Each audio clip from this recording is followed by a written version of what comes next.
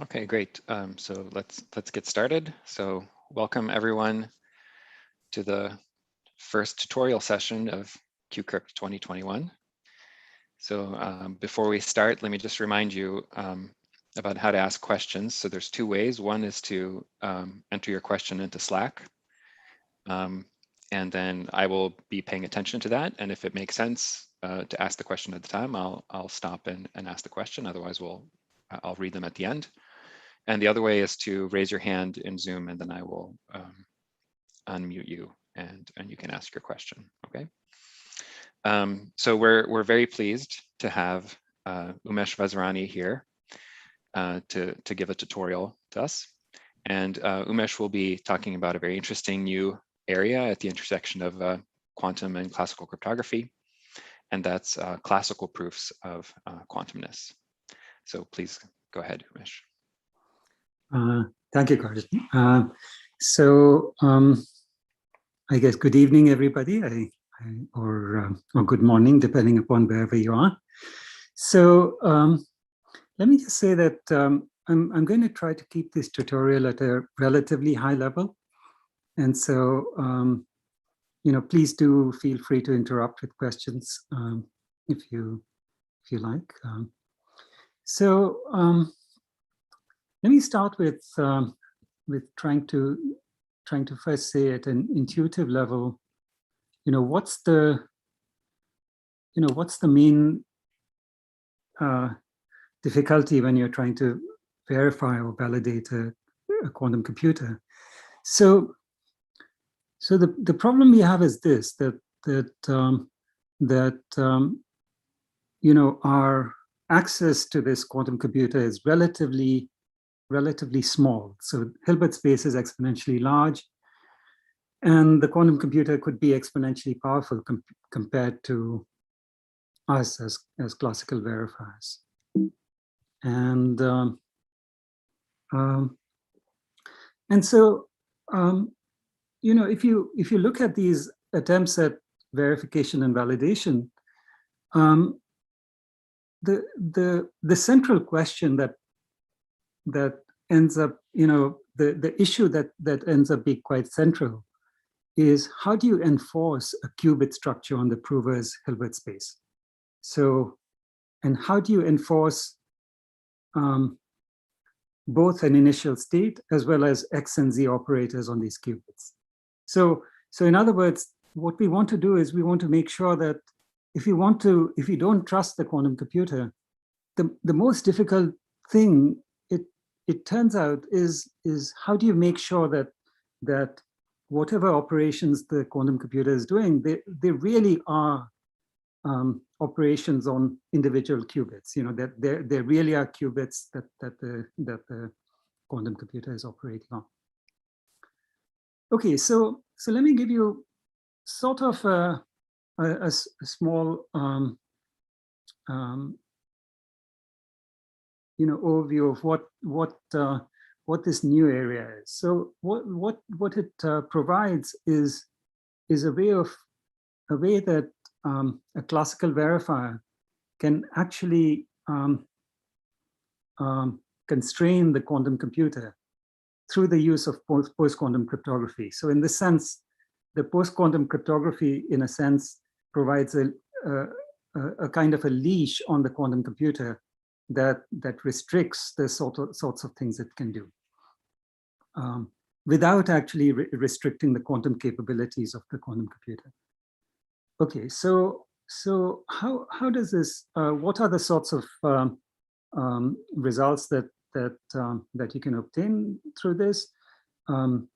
There's a large number, and a growing number of kinds of results, starting with a proof of quantumness, a proof that the quantum computer is indeed doing something quantum. Certifiable random number generation, classical verification of the result of that quantum computation, fully homomorphic quantum computation, meaning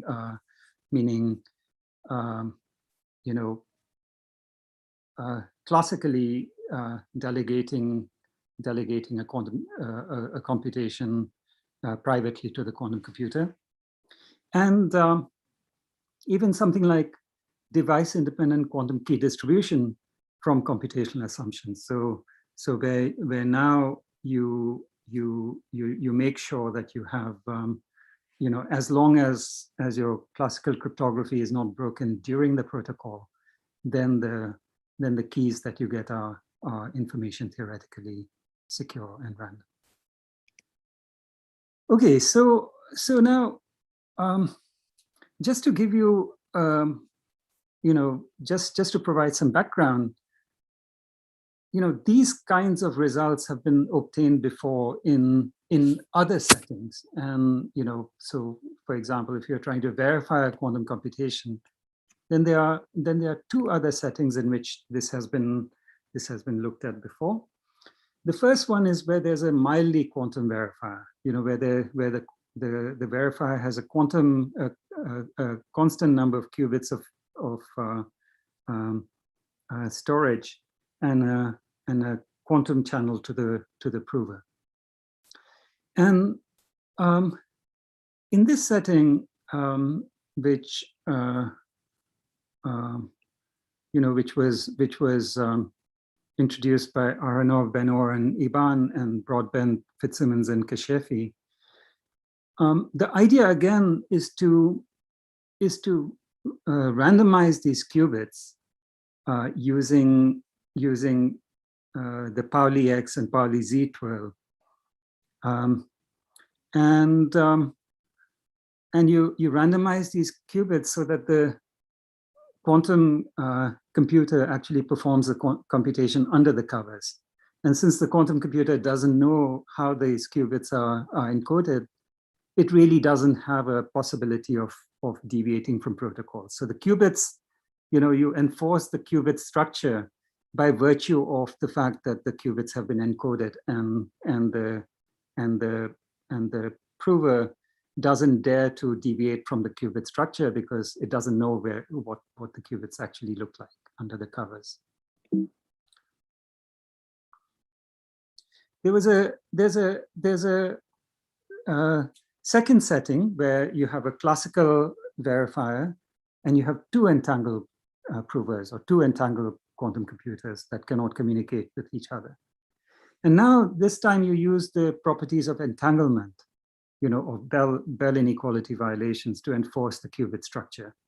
And so you enforce this initial state that the two quantum computers share a bunch of Bell states, and they apply X and Z operators, X and Z measurements to them. And in fact, there's actually been a lot of work on this. So this initial work required polynomial in N CH/SH tests to enforce N qubits. And then there's this beautiful work by Natarajan and Wittig showing how you can use quantum low degree tests to actually reduce the amount of communication and testing to just polylog in order to enforce N qubits of entanglement. And then, of course, there was the more recent breakthrough, which takes this to the ultimate level by showing that you can use only constant amount of communication. Okay, so now let me describe to you the outline of this tutorial. So what I'll do is first I'll show you the very basic protocol, which is called the Qubit certification protocol, which is based on trapdoor claw-free functions. And this is in the setting of a single of a classical verifier interacting with a polynomial time-bounded quantum computer or quantum prover. Now, I'll spend a little bit of time on this Qubit certification protocol because things get a little bit tricky there, and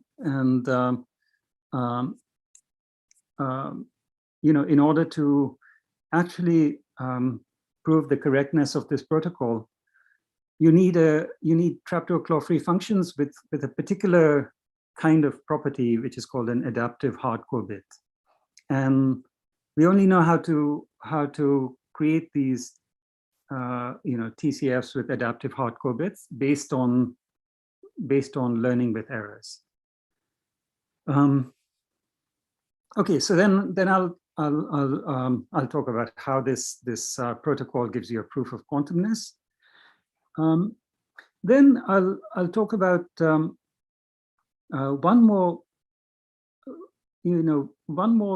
thing that I think is it's simple, but I think it's very basic, and this is this notion of how do you enforce a qubit in the Hilbert space via Jordan's lemma. So this leads to randomness, the randomness protocol, and then what I'll do is I'll go through a few quickly through the verification of quantum computation, and then efficiency considerations in these protocols, how to do efficient randomness certification, and how to give a proof of quantumness without the adaptive hardcore bits. So okay, so these are things that I'll just touch upon lightly. Okay, so what's this qubit certification protocol? So this is a protocol where the quantum computer creates a qubit, which is either in the plus state or in the minus state, and the quantum computer only knows an encryption of the bit C, which determines whether it's in the plus or the minus state. On the other hand, the verifier is classical, so the verifier has no ability to actually work with this qubit. But on the other hand, once this encryption is revealed to the verifier can use the knowledge of the secret key to actually figure out which qubit the prover is holding. And this turns out to be really the basic building block of all these protocols. So let me, what I'm going to do is work through this protocol and try to show you what, what are the,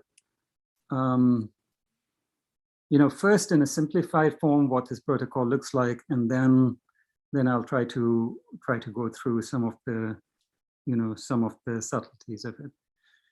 Okay, so trapdoor claw-free functions. So we are given a pair of functions mapping n bits to m bits. They are both injective functions, and we are going to assume that they have the same image, so that given any element in the range, they are exactly two pre-images.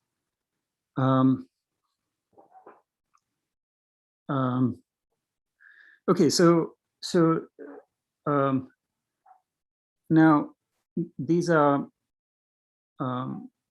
these functions have two properties. One is that it's computationally hard to find the claw.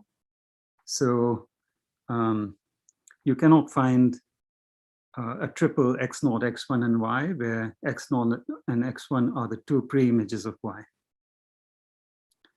On the other hand, there's a trapdoor. So given, if you know the trapdoor, then you can efficiently invert y. So given y, you can compute both x0 and x1, which are the two pre-images of y under these two different functions. So these trapdoor claw-free functions were introduced by Goldwasser and Micali I believe in the 80s. And what we are going to be using is the post-quantum analog of them. So just using a post-quantum cryptography to implement these trapdoor claw-free functions. Okay, so let me just describe what this this basic qubit certification protocol looks like. So it starts with the verifier specifying what F is, giving some description of F. And then the prover responds with a string in the image, Y. The verifier issues one of two challenges, either the verifier asks for a pre-image or an equation. And so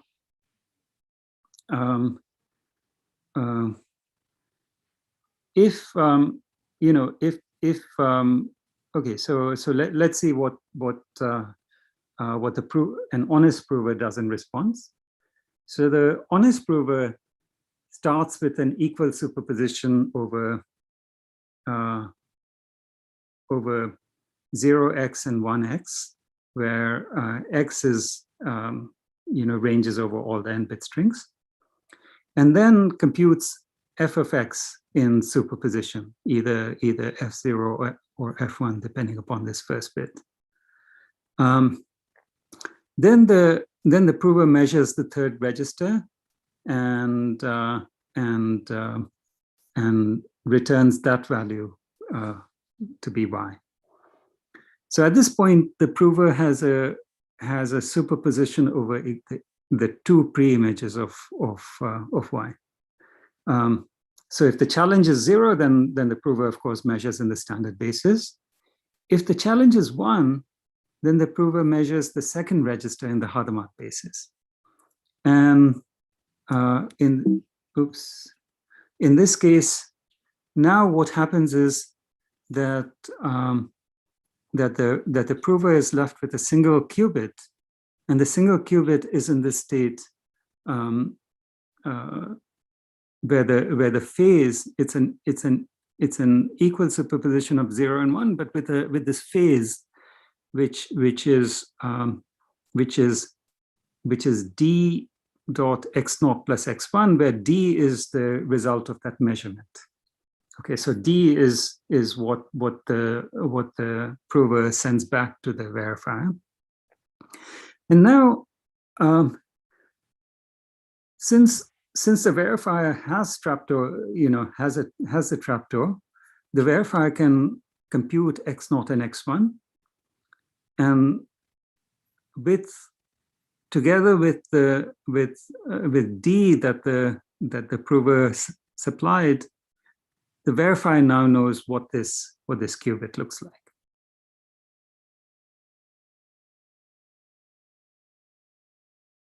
Okay, but what we expect is that the prover has no idea what this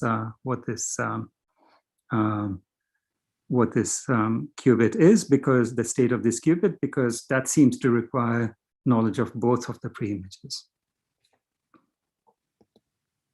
Okay, so now let me run through at an intuitive level why this provides a proof of quantumness.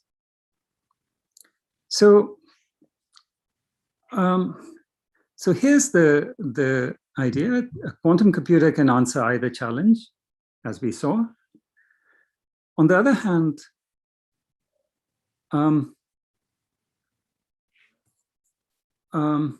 waving our hands slightly, we can say, well, no polynomial time classical or quantum computer can answer both challenges.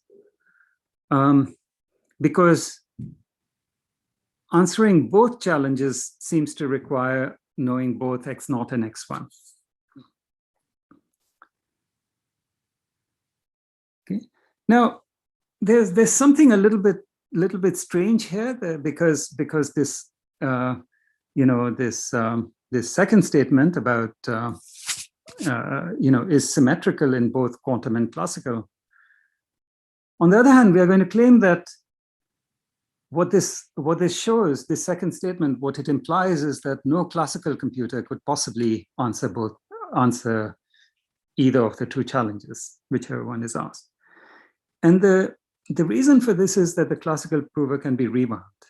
So we could, if we asked if we gave the pre-image challenge, then we could rewind the computation to just after Y was revealed, and then reissue the challenge 1 and get back the equation, get back D. So if it can answer either challenge, it can answer both, and therefore that that would break cryptography. So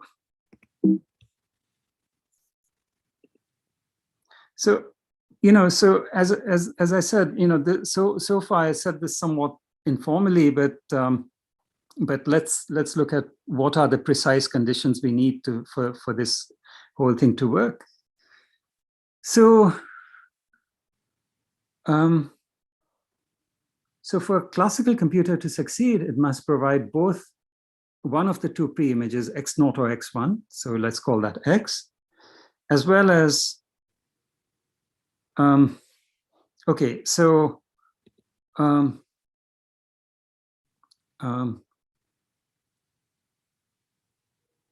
okay, so let me I'm sorry, I have to change things slightly here just to make sure. So for the purposes of what I'm so there are two ways to run this protocol. One is where we are left with a quantum state at the end of the protocol, this qubit, and the qubit that the prover holds is determined by D. And the other way we can run this protocol is actually have the prover even measure this last qubit in the Hadamard basis, so that D now consists of all n+1 bits. And if we do that, if we do the second thing, where this last qubit is also measured, then we'd end up with this condition that D dot x0 plus x1 is equal to 0. So we'd actually get an equation. Okay, so what I'm saying here is that for the classical computer to succeed, it provides both an image as well as an equation which relates D and x0 and x1. Okay, so who said, so this doesn't directly contradict the claw-freeness of the trapdoor claw-free function. So in order to do that, we need to say that it's actually hard to hold on to a pre-image as well as this D, such that D dot x0 plus x1 equal to 0, or to know that D times x0 plus x1 equal to C. Okay, so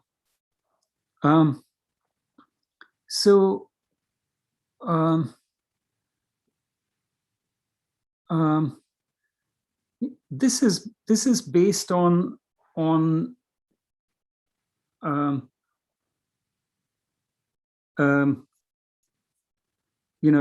so asserting that this is actually something that's hard to do is asserting a new kind of hardcore bit property. So the property that we want is that the knowledge of a pre-image X together with a better than 50-50 guess for D inner product with x0 plus x1 for any choice of D implies an efficient algorithm to find a claw and therefore break LWE. So the important thing here is that in this protocol, a dishonest prover can choose to give any Y of their choice, and then choose to give any D of their choice, and the choice of D in particular can be made after seeing the particular choice of the TCF and the choice of Y. Okay, so the fact that this is actually something that is hardcore, leverages these properties of LWE called leakage resistance, which which provide a way of proving hardcore bits, sort of much more easily than previous techniques, and in much more general settings. And so so one can sort of piggyback on those and prove even this kind of a hardcore bit statement. Okay, so let me try to since all this relies on LWE, let me just run through and describe LWE and how it's used in this context. Okay, so actually, before I do that, let me just stop and see if there are any questions.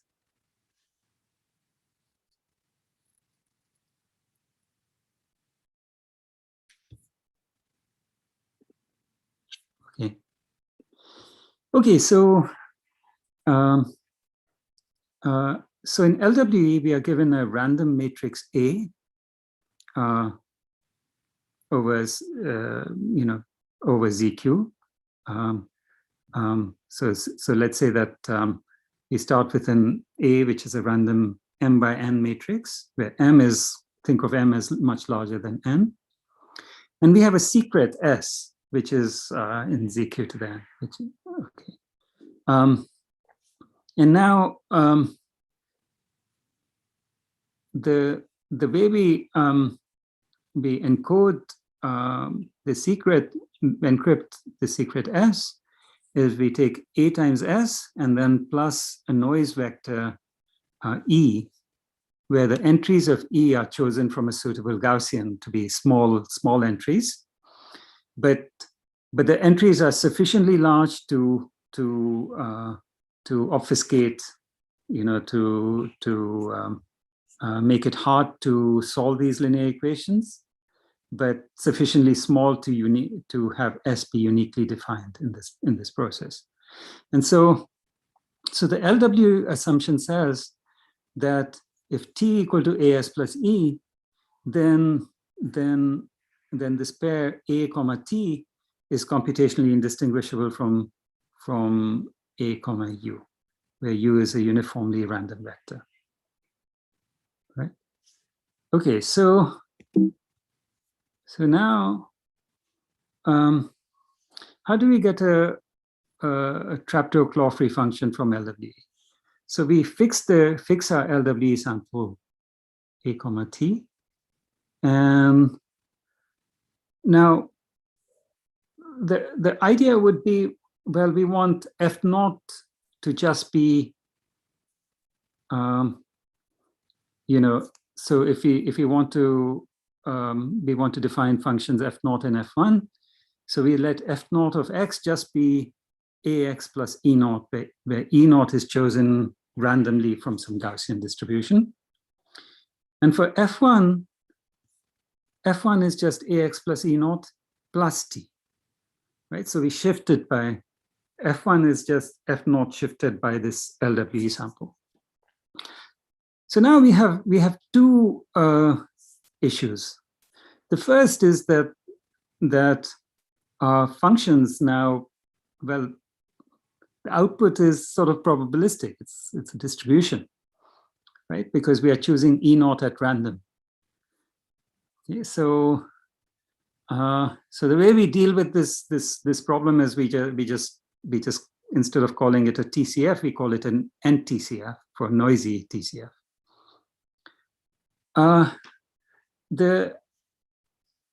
The second issue is this, that, well, if we look at what the thinking behind this translation by T is, well, if we let this noise vector E in the LWE sample, if we let that be 0, then something nice happens, because F1 of X is just A of X plus S, A times X plus S plus E, right? Which is, and so F1 of X is F naught of x plus s.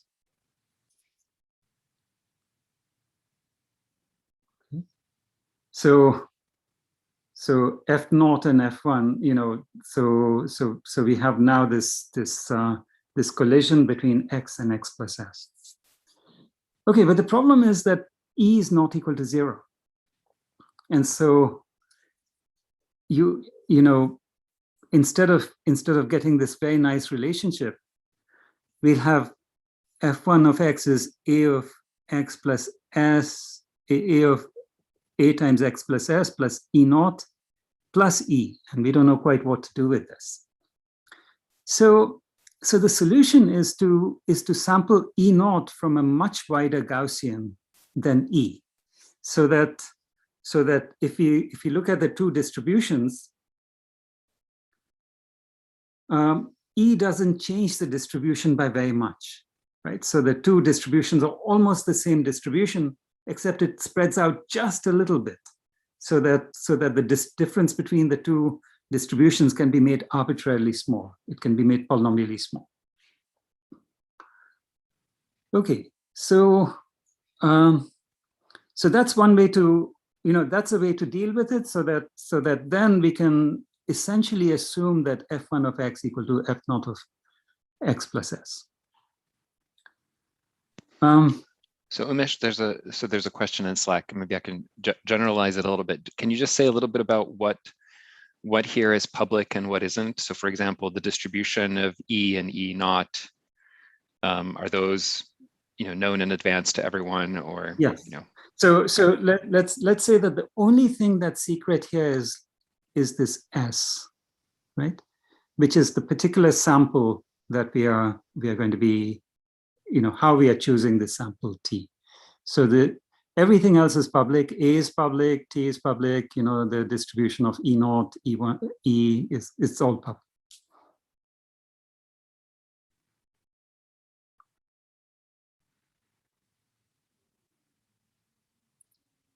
Okay, now one thing that that follows very easily from this definition is that this is claw-free, and the reason is that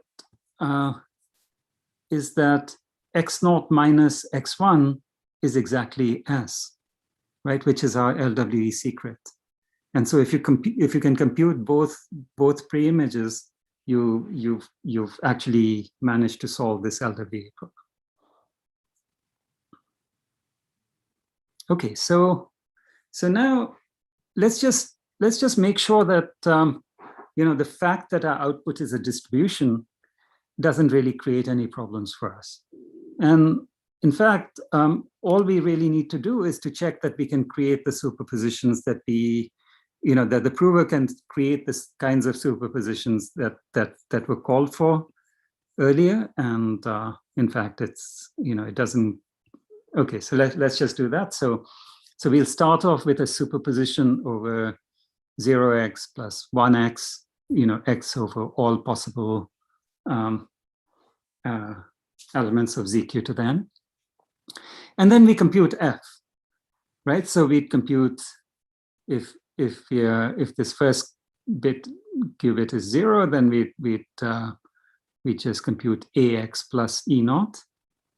Right, E naught is now we take a superposition over this Gaussian, and okay, so that's what we do.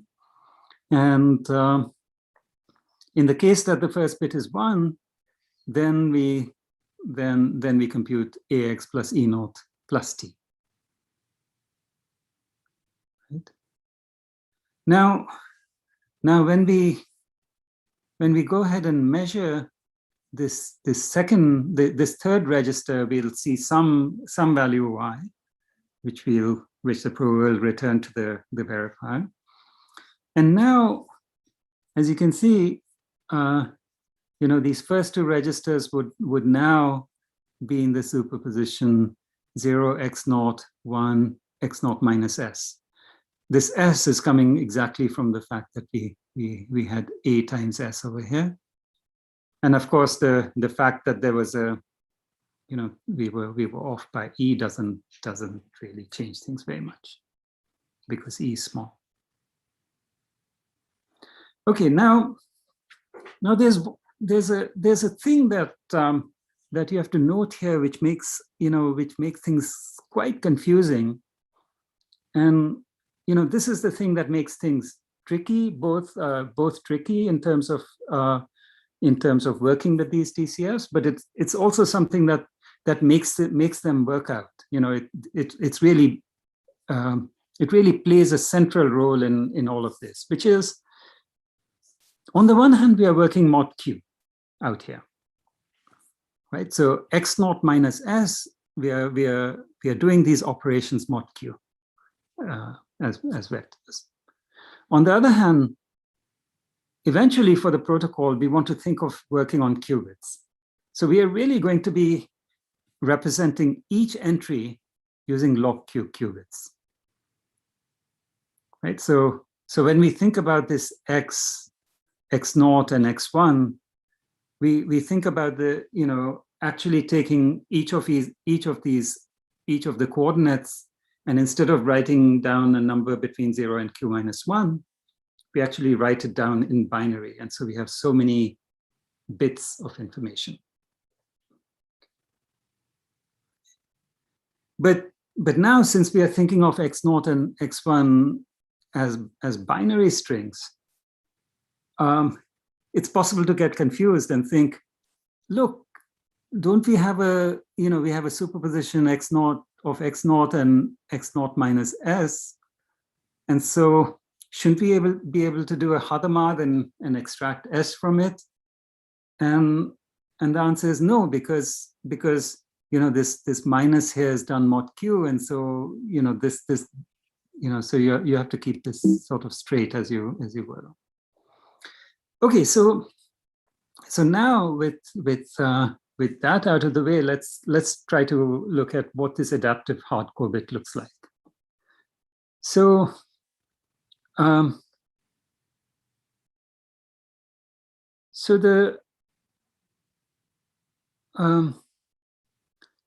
idea is, the knowledge of, okay, so the adaptive hardcore bit says, given knowledge of the pre-image x, which is one of the pre-images, x0 or x1, and a better than 50-50 guess for d times x0 plus x1, for any choice of d, that implies an efficient algorithm to break LWE. Okay, so again, since x1 equal to x0 minus s does not mean that d times x0 plus x1 is equal to d times d dot s, right? That's binary versus mod q. But what's true, nevertheless, is that since we know one of the pre-images, right? So say we know x0, then we can use it to efficiently compute from d a d prime, such that d prime dot s equal to d times d dot x0 plus x1.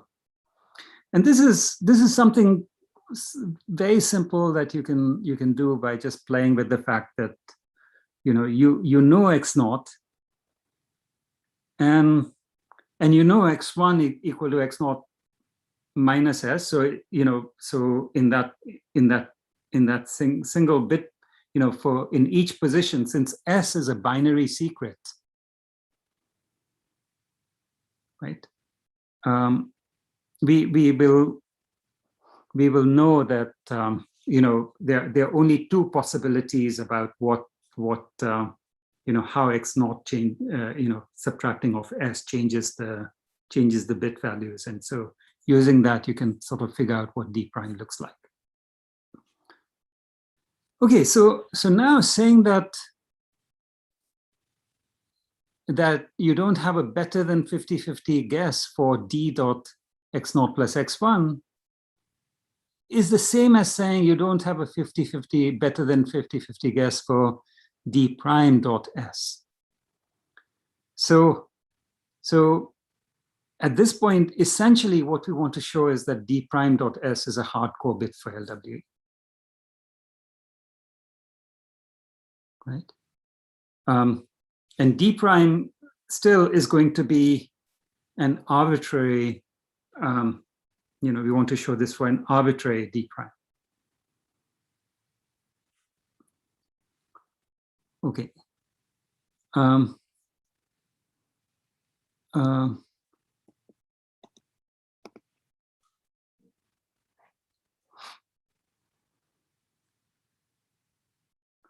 Okay, so now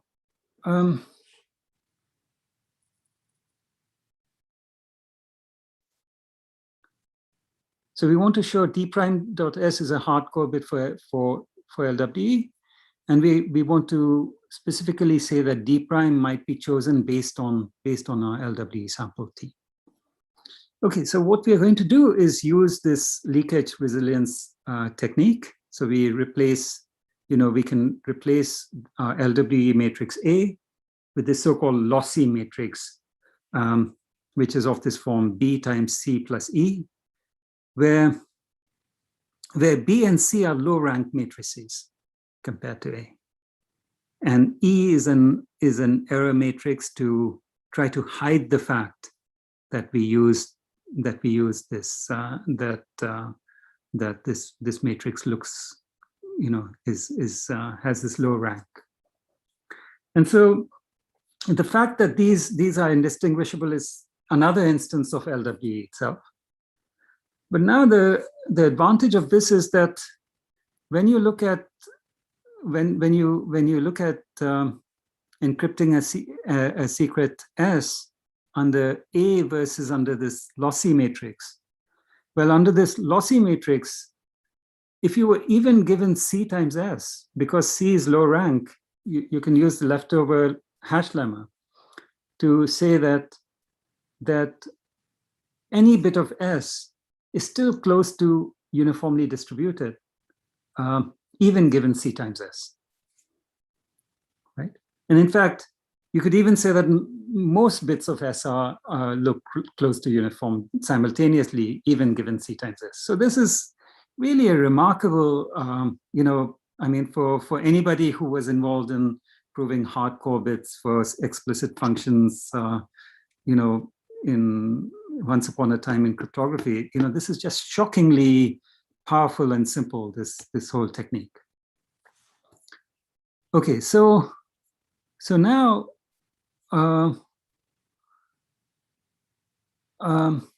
now what one can do is, again, we can use the fact that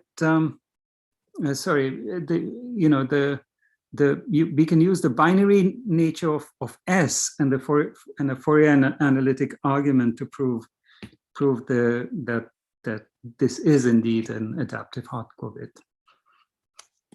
Oops. So, okay, so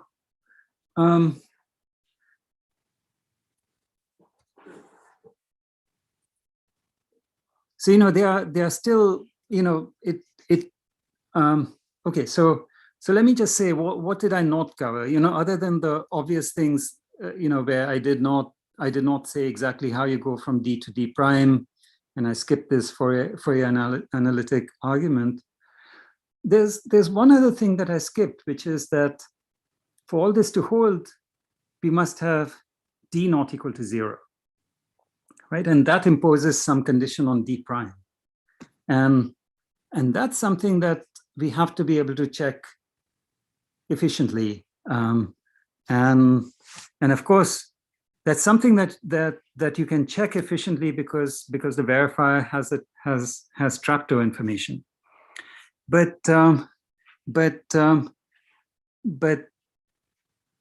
once you go but then.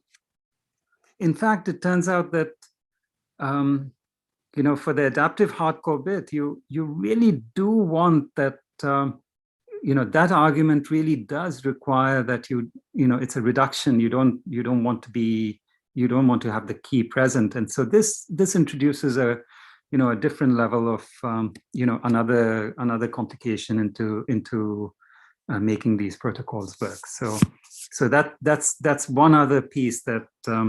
I should alert you about, that if you really want to dig all the way into the details of this, you really have to worry about this condition that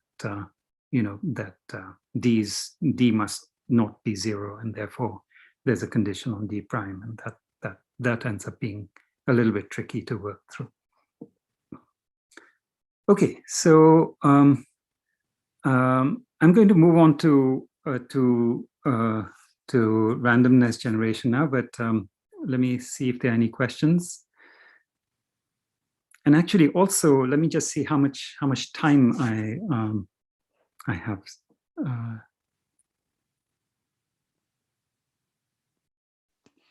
So, I mean, so there are no questions at the moment, but if some pop up, I will let you know. I think, I mean, officially, we end at, I guess, 6 Central European. So I think in like 25 minutes or so, but Okay. But there's nothing kind of right after, so well, I'll try not to. We're not going to run over anyone if we go on. Okay, so yeah, great. Okay, so let me try to okay, work through this. Okay, certifiable random number generation. So what in certifiable random number generation, what we're trying to do is start with a small number of random bits and expand that into a larger number of statistically random bits, together with some sort of a certification that this particular output bit must be random, even though we don't trust the quantum device that's generating that extra randomness. And so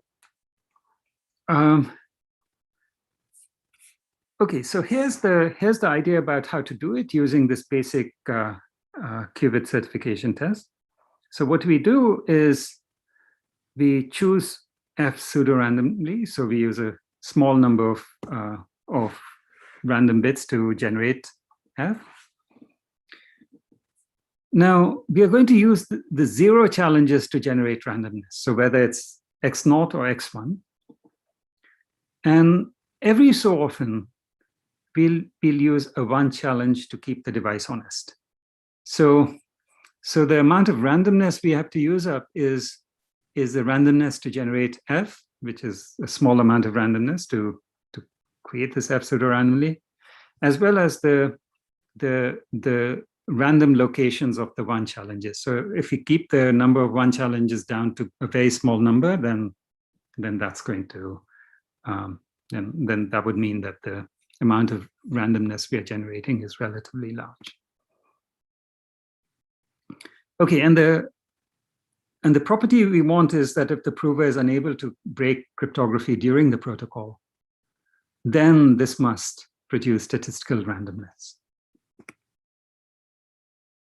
Okay, and so the idea behind this this protocol is that we want to show that effectively the quantum device must be measuring a qubit in the plus state, and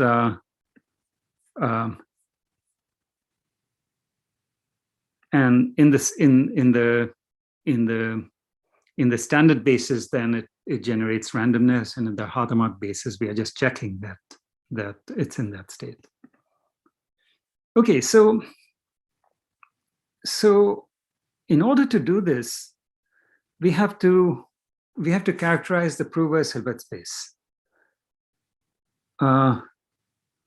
Okay, and to do this, what we do is, we come back to this whole idea about how do you characterize the Hilbert space, or how do you ensure that there are qubits there. And so the way you do this is by saying a qubit is defined by 2 anti-commuting operators, X and Z, any 2 anti-commuting operators. So in our case, we have these 2 measurements, whether D times X0 plus X1 equal to 0 or 1, and whether X equal to X0 or X1. Okay, so our hardcore bit property says that these 2 measurements are almost perfectly uncorrelated, right? Given one, you really cannot tell the other one, right? Even if you had a slightly better than 50-50 guess for the other one, you can then break LWD. Okay, so now what we're going to do is we're going to use Jordan's lemma to take the fact that these two measurements almost anti-commute to recreate the qubit, to show that, to locate the qubit in the Hilbert space. And this is something that's really quite, this is very simple, but it's also a very fundamental sort of maneuver in these in this entire literature. So this is what this is how it's done. So if you're given two projectors, P and Q, then Jordan's lemma says that you can, these two projectors actually define a decomposition of the Hilbert space into a direct sum of two-dimensional spaces. And these two-dimensional spaces you can think of as pairing up the eigenvectors of the two operators PQP and QPQ. Okay, so the way you would to see this is that if E is an eigenvector of PQP with eigenvalue lambda, then Q times E, which is F, which is in the Q space, is an eigenvector of QPQ with the same eigenvalue lambda. Right? So the picture that we have is that we have this two-dimensional subspace spanned by E and F, and Q maps E to F, and P maps F back to E. Right?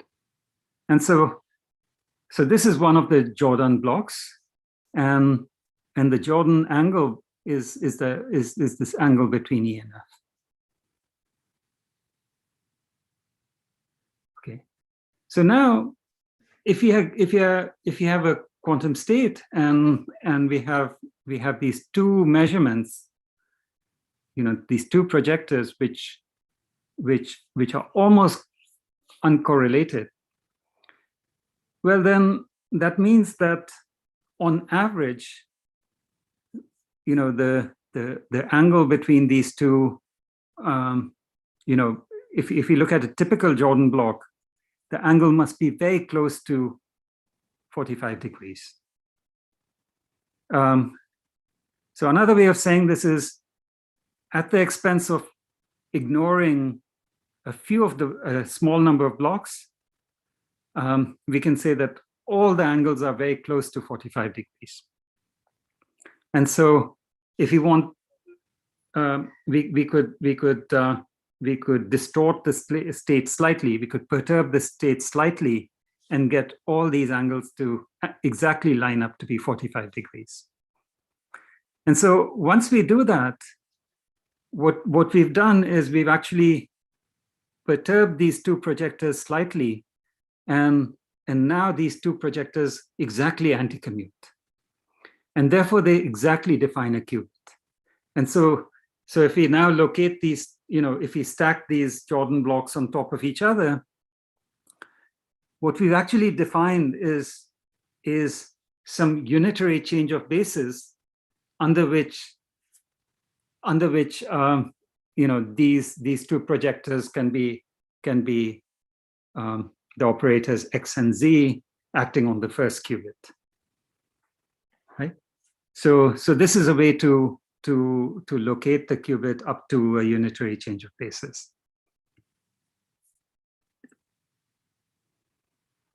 Okay, so now let me just very briefly describe Urmila's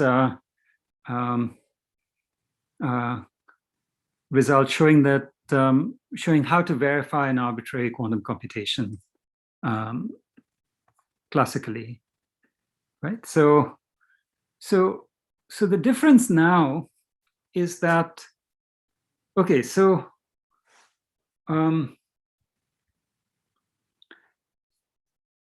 so the prover now, instead of creating an equal superposition over pre-images, now creates a superposition of their choice,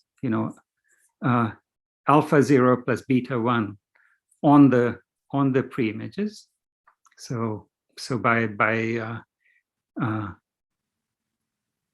starting with alpha 0 superposition over all x, beta 1 superposition over all x, computing f of x, measuring to get y. And now this y in some sense commits to this superposition over 0 and 1. Now, and again, there's going to be either pre-image or Hadamard test and so on, but now the prover is supposed to choose. Okay, so what's the prover trying to do? The prover is supposed to choose this sequence of n-qubit state to be the ground state of a certain local Hamiltonian with only xx and zz terms. And computing this ground state is as hard as performing some arbitrary quantum computation of our choice. So this is the problem that the prover is actually trying to solve. Now, the difficulty is that now, since the qubit is no longer balanced, the Hadamard test cannot really, the Hadamard test really cannot be performed as before. But on the other hand, it's possible to show, and this is really the crux of this entire proof, is that the prover cannot control the outcome of the Hadamard basis test, since the Hadamard basis, the chooser. So what the verifier chooses is to perform either standard basis or Hadamard basis test, meaning a measurement in the standard or Hadamard basis, and therefore, thereby sort of estimating the energy of these xx zz terms, on as required. And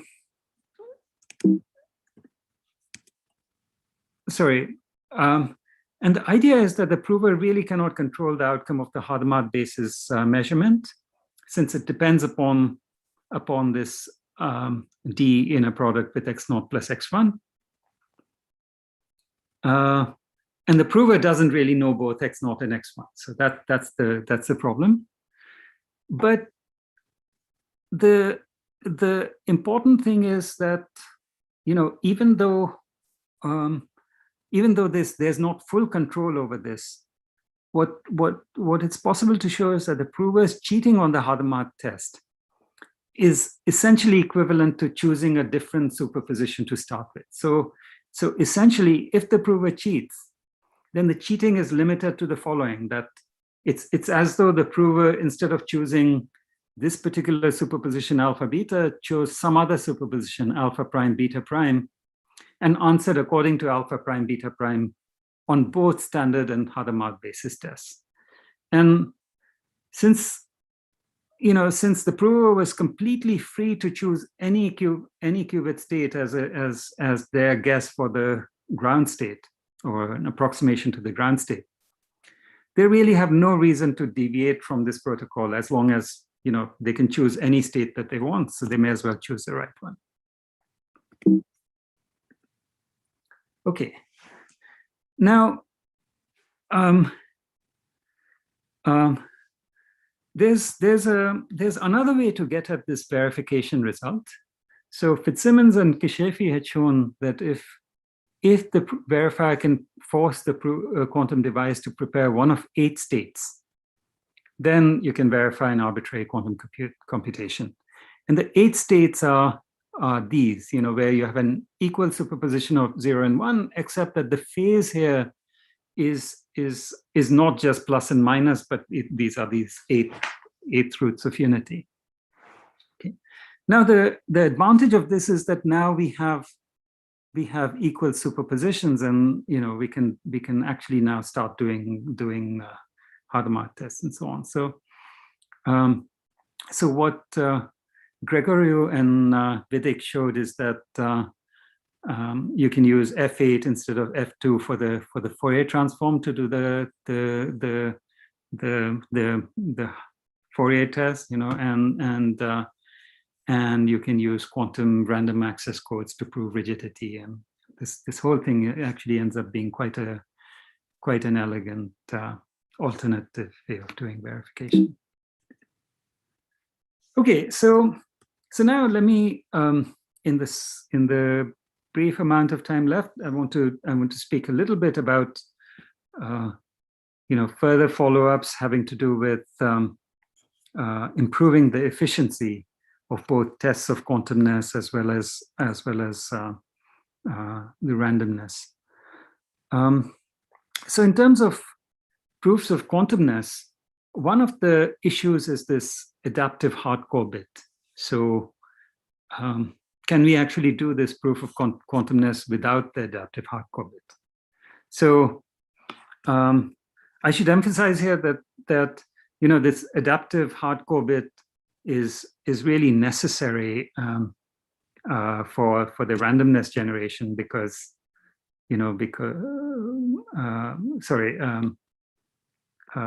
it seems quite necessary for the randomness generation, but here it doesn't seem necessary. So what one can show here is that what you can do is you can modify this basic protocol, the Qubit certification test protocol, to incorporate the CHSH game.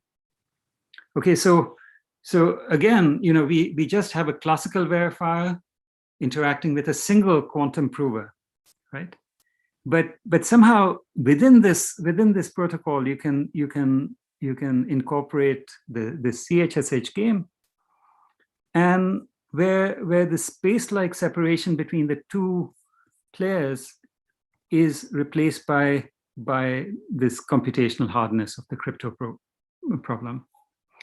Okay, so what this allows one to do is, one, you can now use a range of trapdoor claw-free functions, including those not based on post-quantum crypto, because we are trying to give a proof of quantumness. So we are saying, well, either it's a quantum machine, or if it was a classical one, well, then it can't even break this. It definitely can't break this trapdoor claw-free function based on, say, x squared mod n. Okay, so there. I'm going. Let me just describe this this protocol a little bit, just so you can see how it works. So we started as always by the verifier sends the specification of the trapdoor claw-free function. The prover commits to a certain pair of pre-images by sending Y.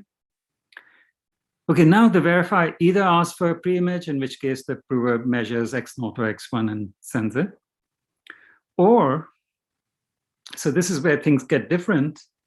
Now we are trying to feed a hardcore bit to the prover. And so in an attempt to feed the hardcore bit to the prover, the specification we send an n-bit string R to the prover. Now the prover takes an extra register, an extra qubit, and computes R.x. So the prover ends up in this superposition, R.x, X0 plus R.x1, X1. And then the prover does a Hadamard on these n qubits and returns the result, which is D. So it does a measurement, and the measurement result is D. And now the prover ends up with a qubit in this state, R.x0 plus minus 1 to the d dot x0 plus x1 r dot x1. Now, you see the point is this. This state is either going to be in the state 0 or 1 or plus or minus, because it could be the case that r dot x not equal to r dot x1 equal to 0, or it could be 1, or they could be different, 0 and 1, in which case this phase could either be plus or minus. And so now now the verifier specifies one of the CHSH bases, either pi by 8 or minus pi by 8, in which to measure this qubit, and that's what the verifier returns. And what one can show is that, again, in a CHSH-like proof, that a classical prover can achieve no better than 75% chance of success, whereas a quantum prover can achieve whatever, cosine squared pi by 8, just like in CHSH. And this ends up giving you a proof of quantumness. So Umesh, we have a question on Zoom. Yeah. So Shashi, do you wanna ask your question? I have a question about is the proof of quantumness is independent of the architecture of the qubit used, like superconductors, photon-based, etc.? Yeah, the proof of quantumness doesn't, it's sort of treating the quantum computer as a black box, and it's saying we don't even know what the quantum computer is doing, right? So on the one hand, we are saying, look, if it's a genuine quantum computer, then it's following this protocol. An honest prover is following this particular protocol. But then what we're claiming is that a dishonest prover who is classical has no better than a 75% chance of giving the correct answer here. It's like the CHSH game, and that is independent of the architecture or what actually is being done.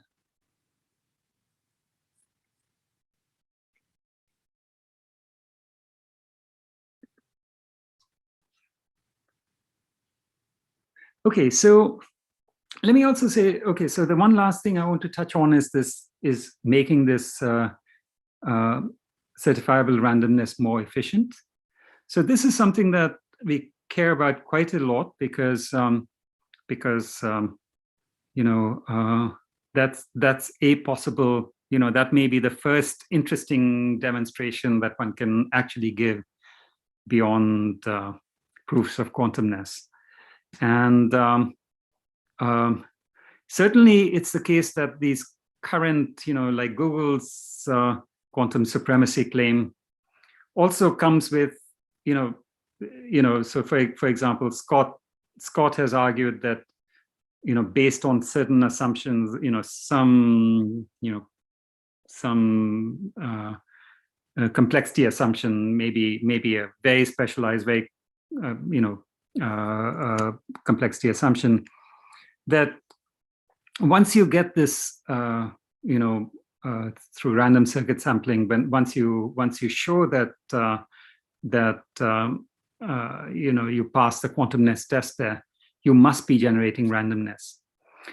But that randomness, the certification of it requires exponential time, right? Because that's how long that kind of quantum supremacy tests require.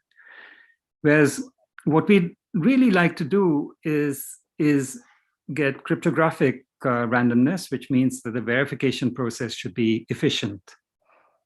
And so the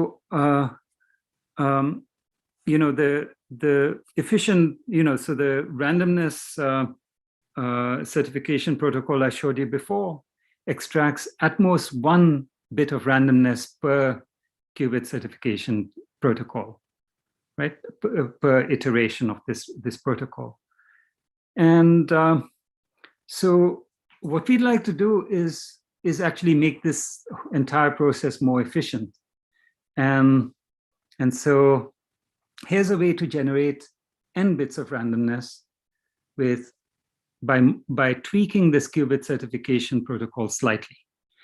Now, our intuition is that the original protocol should actually generate n bits of randomness, but we really don't know any way of proving that. Okay, so once you do this, once you actually generate these n bits of randomness, you can also use it as a test that your quantum computer has at least n qubits of memory. Okay.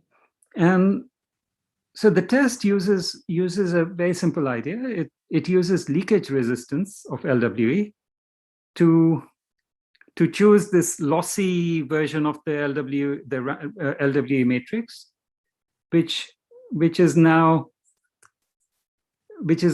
instead of being 2 to 1, we end up with a 2 to the k to 1 function, right? Because this lossy matrix has a small rank. The problem with using this, so now the idea is if you're using a 2 to the k to 1 function, and obviously the honest prover is going to end up with a superposition over 2 to the k pre-images, which means that you get k bits of randomness out of this potentially. The problem is that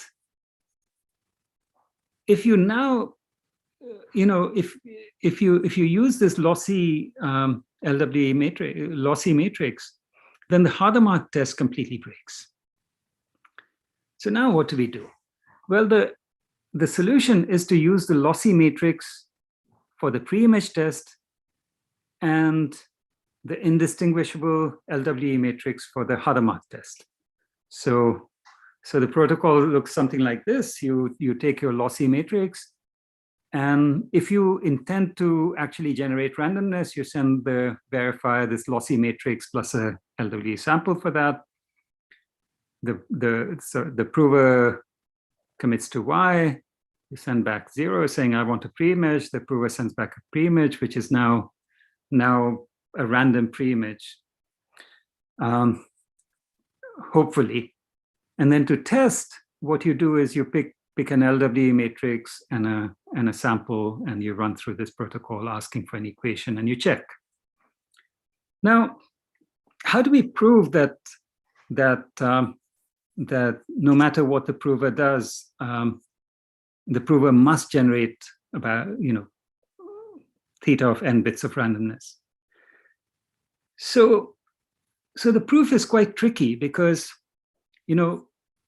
what we need to do is we need to use the computational indistinguishability between the lossy matrix and the LWE matrix to say that the prover during the protocol couldn't distinguish and therefore must have generated statistical randomness, just the way it should have happened.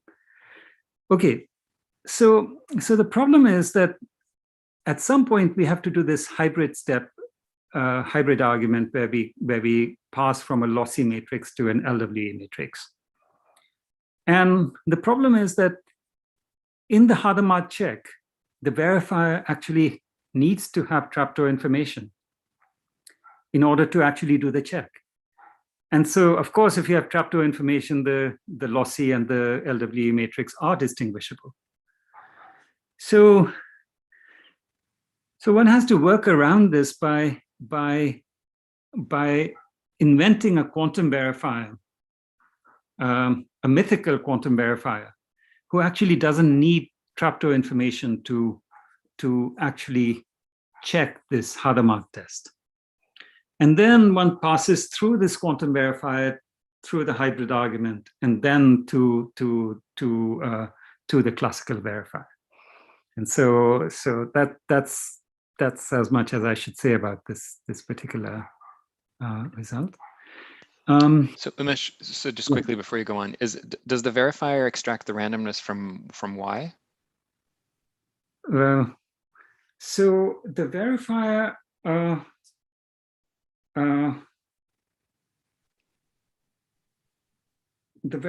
could extract it from I. I think you could just say that X itself here should have high entropy. Okay.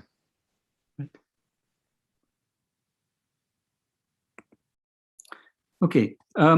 Actually, so in the previous protocol, where the claim, the conjecture would be that Y itself has theta of n bits of entropy. Right. We really don't know how to prove that. Okay, so let me stop with the following thought. So there are these two areas of post-quantum crypto and quantum cryptography. Quantum cryptography where you use quantum bits to get information theoretic security and so on. I think that what's happened now is that there's this very interesting intersection between the two, where you use post-quantum crypto in order to guide and, in order to gain control over quantum systems, and this very interesting, there's been a sequence of not just the results that I've spoken about, but and having to do with verification of quantum systems, but also, a lot of associated, results having to do with trying to create quantum primitives like oblivious transfer using quantum communication and entanglement and so on. To me, it seems like this particular intersection, there's a bit of a, there's a a real renaissance and a flowering in here, and just an explosion of results and interest in there. So and it includes the sorts of things that I'm talking about, but it's not even limited to that. It just goes well beyond that at this point, and it's really growing at a very a very fast pace. And so to my mind, this combination of crypto and quantum, and the way you can use it to interrogate systems and gain control and so on, this is a very interesting direction. I would expect much more to come out of this. Great. So thank you so much, Umesh, for this wonderful tutorial. So we have several questions in Slack, so I'm going to read them to you if that's okay. So the first question is, to what extent do these verification protocols allow for noise in the quantum system? For instance, all algorithms discussed started with an initial pure state generated by the quantum machine. What if this is not exactly the case? Would the verifier call the machine non-quantum? Yeah, so, well, I guess there are two different regimes in which you can ask this question. One is, what happens before we have error correction? So certainly doing fault tolerance within all this is easy, and incorporating it is easy. The real issue is what maybe I think that the question is getting at is, what do you do pre fault tolerance? And that's where these efficiency considerations become very important. And the question is just, how efficient can you make these protocols? And how small are the resources, the number of gates and the number of qubits, so that where in exactly how many qubits and how small do the noise, the gate errors have to be before we can actually get through some of these protocols. I should also say that some of these protocols seem to have, obviously there's a computation that's to be done and you've got to get through it, but then there's some amount of resilience in there, because some of the computations don't have to be done quite exactly, and there's some leeway, but these are all things to be worked through, both at the theory end and then translating it into actual numbers. So a related question is if you have any sense of what the minimal number of qubits is for probing quantumness. Yeah, so, okay. Physical here, I assume, is meant. Right. Is meant. So I think that if you were to use just straight off-the-shelf LWE, you'd end up at something like a couple of thousand qubits. But then there are ways to improve that, and I don't have a definitive number yet. So we're still exploring some of these possibilities, and both between how what you could actually prove and what you could do heuristically. The hope would be to get down to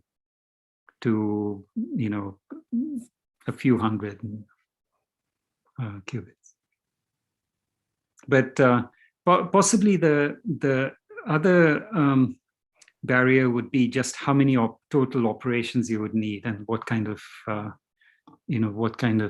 gate error you would need in order to get sufficient fidelity. Right. So another question, how is the computational Bell test result related to self-testing of a single quantum device under computational assumptions? This is a paper by Medgar and Vidic. Oh, I see.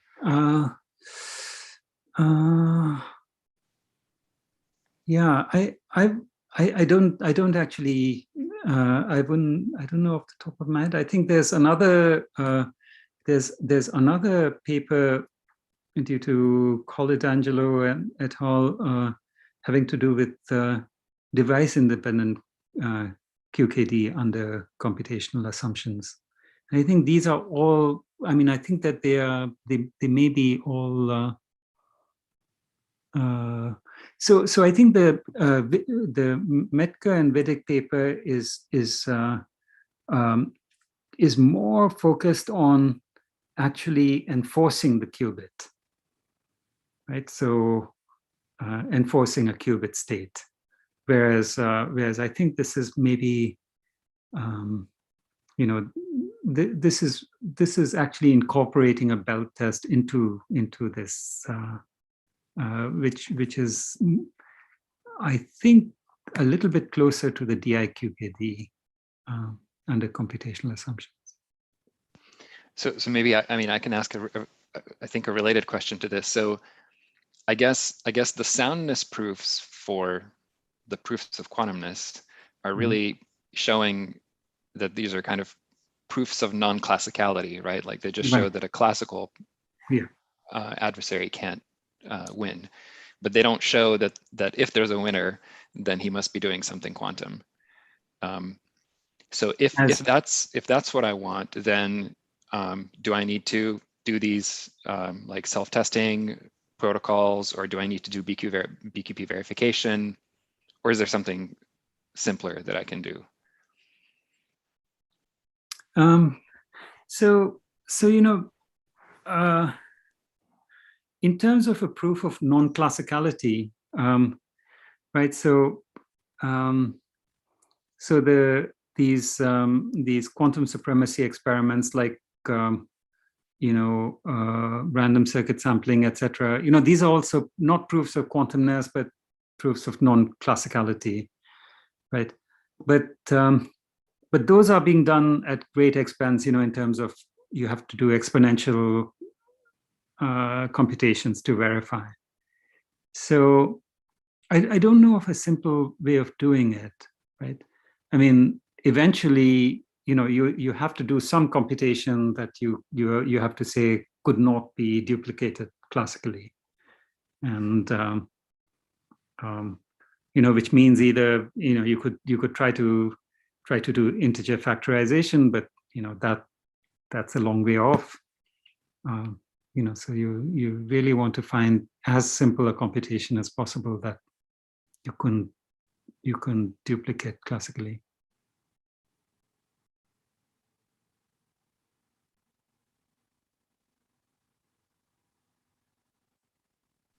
So I don't see other questions. Maybe I'll give everyone a chance to ask. I mean, so I'll ask one more question, and then maybe in that time, that gives everyone else the sort of last chance. So maybe this is just a question about the cryptographic assumptions. So you talked about how, you know, LWE has this really nice leakage resilience property, and you're able to kind of get a lot out of it, get this adaptive hardcore bit, I guess also get this now constant round protocol for certified randomness. Is your sense that plain LWE really is kind of the only game in town for that? I mean, is everything else not leakage resilient, or do we just lack sort of techniques for showing that in fact some of them are? You know, I don't know the answer to that. I'm not an expert on that. I just know that you know, having worked on hardcore bits in the 80s, when, you know, when it required so much sweat and blood, you know, and then I, you know, I was you know, I was not paying attention for quite a long time, and then when I turned around, there was this, you know, from my viewpoint, it was an absolutely incredible technique. You know, this was you know, so I was bringing an 80s perspective to this, you know, and I was thinking that we had no right to expect this sort of riches, and, you know, so I'm maybe I'm still stuck in that time warp, and thinking to myself, you know, we have an embarrassment of riches here, which we had no right to expect or deserve, and so I wasn't even thinking that you know, that we should ask for more. But you're absolutely Fair right. enough. You should be asking for more, and you know, it's the right question to ask. Okay, well, I don't see any other questions, so let's all please, in whatever way you like, thank Umesh for this wonderful tutorial and for your time with questions and so on. If you're available, I think there is like a lounge after, if there's more people that want to ask you questions, but otherwise, thank you very much, Umesh. We really appreciate it. Thank you. It's a real pleasure. Yes, thank you, Umesh, for your nice tutorial, and also thank you for all the other speakers of the day. And yeah, this then wraps up, well, day one of the QCrypt conference this year, and I hope to see you all back tomorrow for day two then. Thank you. Have a good evening.